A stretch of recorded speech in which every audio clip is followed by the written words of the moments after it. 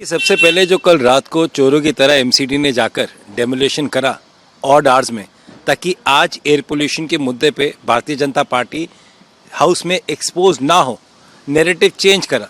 कल जेएनयू के अंदर नारे लगते हैं, वो भी इन्हीं के स्पॉन्सर्ड होते हैं, और देर रात को जिस समय चोर चोरी करने जाता है उस समय नगर निगम के लोग दिल्ली के अंदर स्पेशल प्रोटेक्शन एक्ट होने के बावजूद पुराने स्ट्रक्चर्स को डिमोलिश करते हैं, ताकि आज हाउस के अंदर जो एयर पोल्यूशन पे भारतीय जनता पार्टी के चारों जो स्तर हैं एक्सपोज होने जा रहे थे, वो नैरेटिव बदल रहे हैं।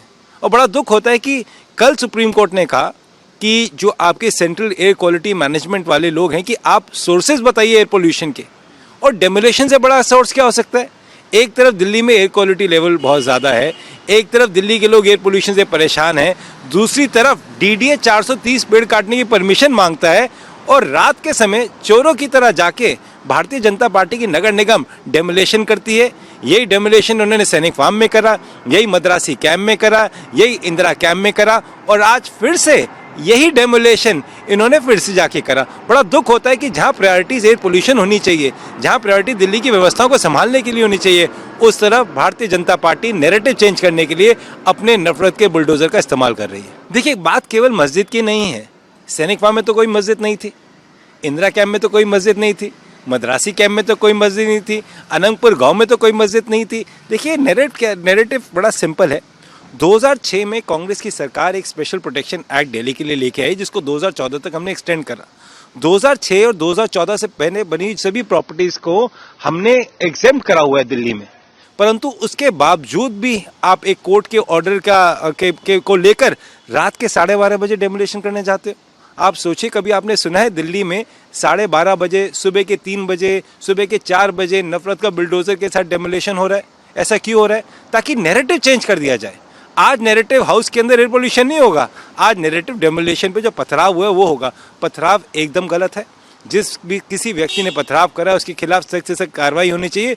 परंतु दूसरी तरफ भारतीय जनता पार्टी का नारा था कि दिल्ली में डेमोलेशन नहीं होगी, और आज हर गली, हर कोने में, हर मजहब के साथ डेमोलेशन का काम भारतीय जनता पार्टी कर रही है। देखिए, 100%। अब आप देखिए ना कितना सिस्टमैटिकली प्लान है। कल जेएनयू में नारे लगते हैं, और आज मैं बात केवल तुर्कमान गेट की नहीं कर रहा। सैनिक फार्म में सुबह 4:30 बजे डेमोलेशन के लिए किसने कहा था? मद्रासी कैंप में रात के 2 बजे डेमोलेशन करने के लिए किसने कहा था? इंदिरा कैंप में रात के 2 बजे डेमोलेशन करने के लिए किसने कहा था? एक नैरेटिव है।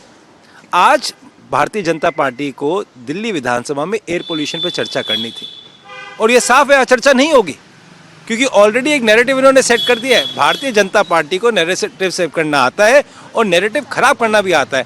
आज दिल्ली के लोग ये पूछना चाहते हैं, कल जब माननीय सुप्रीम कोर्ट ने बहुत स्पष्ट तरीके से कहा है कि दिल्ली में एयर क्वालिटी खराब होने के रीज़न बताइए, क्या डेमोलेशन से बड़ा कोई रीज़न नहीं हो सकता? डीडीए 430 पेड़ काटने की परमिशन मांग रही है, इससे बड़ा कोई रीज़न नहीं हो सकता। आज दिल्ली में ज़रूरत है एक अच्छी गवर्नेंस की, हेट रेट की नहीं। ये जो नफरत का बुलडोजर भारतीय जनता पार्टी साथ लेके चलती है, कहीं ना कहीं ये सब मजहब पे चलता है। ये हिंदुओं भी चलता है, ये मुसलमान भाइयों पे भी चलता है, मद्रासी कैंप में भी चलता है, इंदिरा कैंप में भी चलता है, और हर जगह नफरत के बुलडोजर से दिल्ली को ये लोग बर्बाद कर रहे हैं। कि मैं रेखा गुप्ता जी को सीरियसली नहीं लेता। जिस बहन को AQI का फ़र्क नहीं पता, जिस बहन को ये नहीं पता कि दिल्ली 1460 किलोमीटर वो कहती हैं, जिसको ये नहीं पता कि संस्कृत के श्लोक को कहती कंप्यूटर में लिखा जाता है, मुझे लगता है रेखा गुप्ता जी कुछ दिनों की मेहमान है। बहुत जल्द रेखा गुप्ता जी से इस्तीफा भारतीय जनता पार्टी लेने जा रही है। पिछली बार जब भारतीय जनता पार्टी की दिल्ली में सरकार थी तो उन्होंने 3 मुख्यमंत्री बदले थे। इस बार रिकॉर्ड तोड़ के कम से कम 5 हर 1 साल में एक मुख्यमंत्री बदलने जा रहे हैं।